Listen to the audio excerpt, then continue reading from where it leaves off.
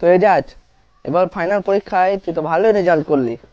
আমাদের স্কুলের মধ্যে সবার থেকে টপ রেজাল্ট তোর। তো কলেজে ভর্তি হওয়ার ব্যাপারে কিছু ভাবলি? কোথায় ভর্তি হবি, কি নিয়ে পড়াশোনা করবি, কিছু ভেবেছিস? হ্যাঁ রে হাদিস, ভেবেছি আর এখনো ভাবছি।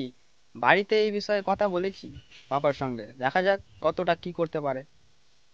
তোর তো বাবাও বেঁচে আছে, কিছু না কিছু ব্যবস্থা হবে। আমার তো বাবাও বেঁচে নাই, মাকে নিয়ে সংসার। আমার তো পড়াশোনা করা হবে না রে আর ভাই, আমাকে খেটে খেতে হবে। কিন্তু তুই হাল ছাড়িস না। ঠিক আছে, দেখা যাক কতদূর কি করতে পারি।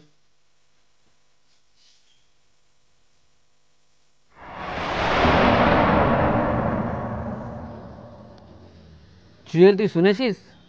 সুমনের ছেলেটা ফাইনাল পরীক্ষায় এবার খুব ভালো রেজাল্ট করেছে। হ্যাঁ নিশা ভাই, আমি কালকেই শুনেছি ছেলেটা সত্যিই পড়াশোনা ভীষণ ভালো। তবে আমার মনে হয় না যে ছেলেটা আর পড়াশোনা করা হবে। হ্যাঁ, তুই যেটা বলতে চাইছিস সেটা আমি ভালোভাবে বুঝছি। ছেলেটার কেউ যদি দায়িত্ব নিত তাহলে নিশ্চয় ছেলেটা ইঞ্জিনিয়ার বা ডাক্তার হতে পারতো। কে ভালো রেজাল্ট করেছে রে? তোরা কার কথা বলছিস? ও মাস্টার মশাই, আপনি? আমরা তো সুমনদার ছেলের কথা বলছিলাম।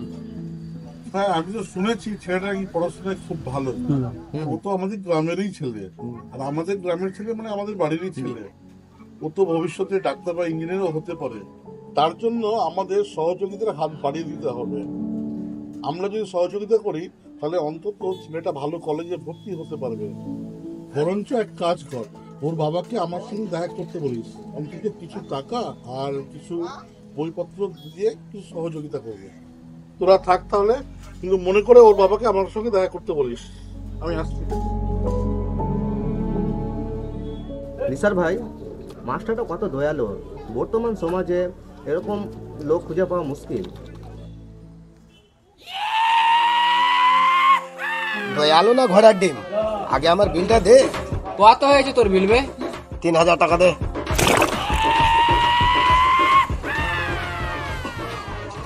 আর হ্যাঁ, আমি তো জানি তোরা 4 টাকা দিতে পারবি না।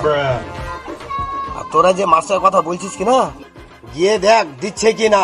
ওইরকম মাস্টার কত আসলো কত গেল। এই চায়ের ব্যবসা করতে করতে আমার দাড়ি মুখ পেকে গেল। গিয়ে দেখ একবার কি বলছে।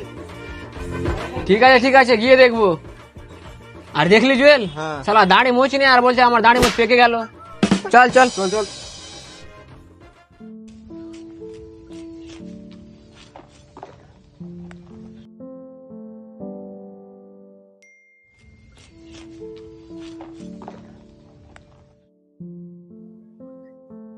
হ্যাঁ গো, ছেলেটা যে উচ্চ মাধ্যমিক পাস করলো, আবার কলেজে ভর্তি করতে হবে, বই খাতা কিনতে হবে। এইসব কেনার সামর্থ্য আমার একদম নাই। আমি কোথা থেকে যে জোগাড় করব আমি কিছুই ভাবতে পারছি না। এভাবে ঘরে না বসে থেকে বাইরে একটু দেখো। সমাজের লোক তো এখনো এত খারাপ হয়ে যায়নি। কেউ না কেউ ভালো মানুষ আছেই, বই পাওয়া যাবেই। তুমি ঠিকই বলেছো। বরঞ্চ তুমি এভাবে ঘরে বসে না থেকে ছেলেটার জন্য একটু বাইরে কোথাও গিয়ে বইয়ের ব্যবস্থাটা করো। ঠিক আছে, তাহলে আমি গ্রাম থেকে আসি। ঠিক আছে, তুমি যাও। দেখি ছেলেটার জন্য কোনো পুরাতন বইয়ের ব্যবস্থা হয় কিনা।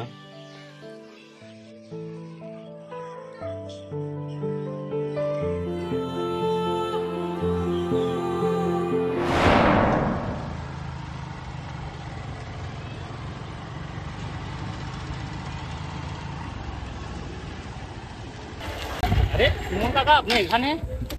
আর বলো না। আপনার এত চিন্তা কিসের? শুনলাম তো আপনার ছেলের কলেজে ভর্তিরও ব্যবস্থা হয়ে গেছে, বইয়েরও ব্যবস্থা হয়ে গেছে। তাহলে এত চিন্তা কিসের আবার? কি আর বলবো। কেন কাকা, কি হয়েছে আবার? শুনো তাহলে।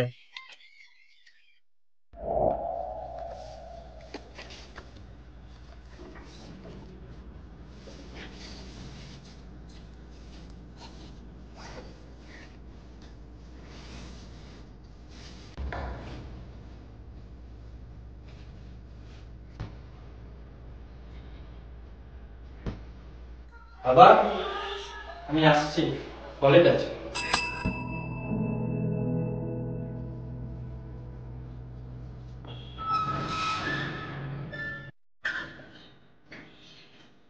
মাস্টারমশাই বাড়িতে আছে?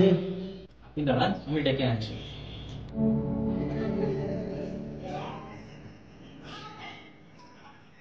তোমাকে ডাকছে। চল আমি আসছি।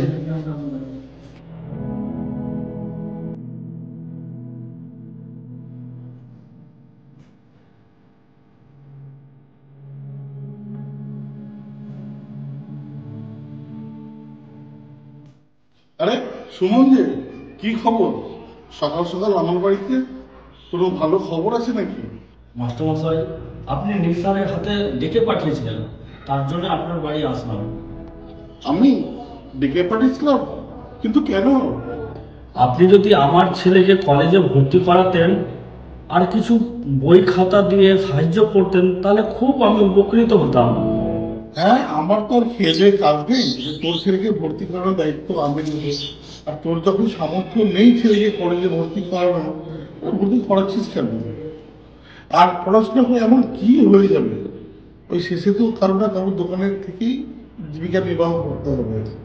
তার থেকে এক কাজ কর, কোনো সাধারণ কলেজে ভর্তি করে তার পাশাপাশি অন্য কোনো দোকানে থেকে নিজের অন্তত পড়াশোনা চালাতে পারবে। আসলে আপনি আসতে বলেছিলেন, তাই আমি সুমনবাবুকে নিয়ে এসেছি। কিন্তু আপনার মতো শিক্ষকের কাছ থেকে এরকম বার্তা আশা করিনি। শোন ঈশান, রাস্তাঘাটে চলতে গেলে এবং সমাজে বেঁচে থাকতে হলে এই ধরনের কথা আমাদের প্রায় বলতে হয়। তার মানে এই নয় যে সব গরিবদের সমস্ত আশা পূরণ করার দায়িত্ব আমাদের নিতে হবে। যাই গে, সকাল সকাল তোরা বকাস না, এখন তোরা বাড়ি যা, আমি পরে ভেবে দেখবো। বলছিলাম, আপনার ছেলের বইগুলোই যদি দিতেন তাহলে খুব আমার উপকার হতো। এই রাজ, তুই আবার কোথায় যাচ্ছিস? কলেজে যাবি না? আমার কয়েকটা পুরাতন বইগুলো ছিল না, আমি ওগুলো আনতে যাচ্ছি। ওই পুরনো বইগুলো দিয়ে কি হবে? সুমন কাকুকে দেওয়ার জন্য। দাঁড়া, বইগুলো আর এমনি এমনি হাওয়ায় উড়ে আসেনি। বইগুলো রীতিমতো পয়সা খরচ করে কিনতে হয়েছে। তার থেকে এক কাজ কর, বইগুলো কোনো দোকানে দিয়ে অন্তত কিছু টাকা পাবি। আর হ্যাঁ শুনুন বিশাল, তোরা এখন যা, আমি ব্যাপারটা পরে ভেবে দিচ্ছি।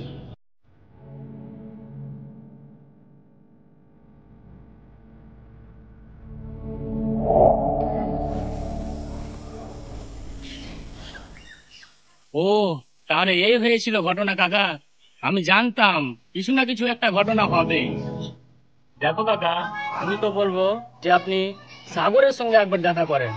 সাগরই আপনার ছেলের জন্য কিছু না কিছু একটা ব্যবস্থা করবে। কোন সাগর?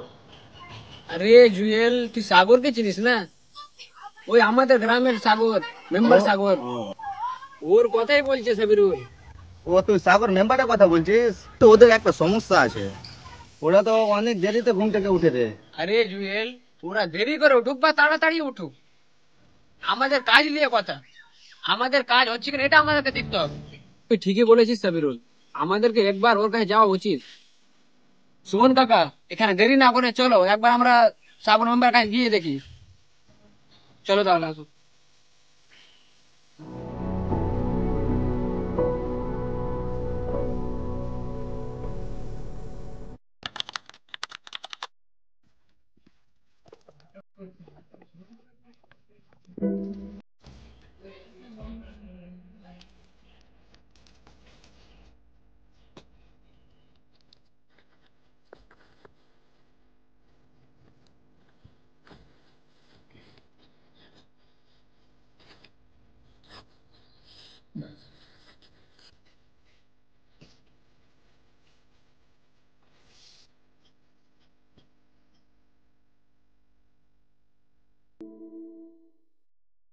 মা, আমি আসছি তাহলে। বাবা, আমি আসছি। হ্যাঁ বাবা, যাও, সাবধানে যেও তুমি। হ্যাঁ বাবা, তুমি যাও। তুমি ভালো করে পড়াশোনা করো, সমাজের মুখ উজ্জ্বল করো, সমাজে যেন প্রতিষ্ঠিত হও, সেভাবে তুমি চলাফেরা করো বাবা। পড়াশোনার সাথে সাথে বাবা নিজের একটু খেয়াল রেখো। ঠিক আছে মা, আসছি।